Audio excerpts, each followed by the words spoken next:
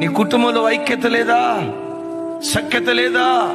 ఒకరి మనసులు ఒకరికి కలవక ఎవరికి వారే యమునా తీరన్నట్లుగా భిన్నమైన మనస్తత్వాలతో బ్రతుకుతున్నారా?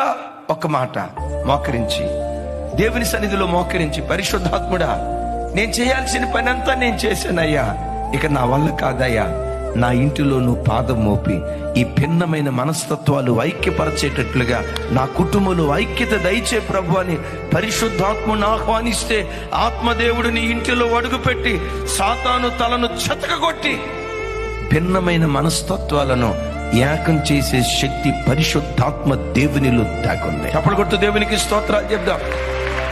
ఒకవేళ ఐక్యత లేని స్థితిలో ఈ ఐక్యత లేక, అయ్యా అనుభవించడానికి అన్ని ఉన్నాయ్యా, ఐక్యత లేదు, అనుభవించడానికి అన్ని ఉన్నాయ్యా, నాకు నా పిల్లలకు సఖ్యత లేదు, అలాంటి సఖ్యత లేని స్థితిలో ఉంటే ఐక్యతను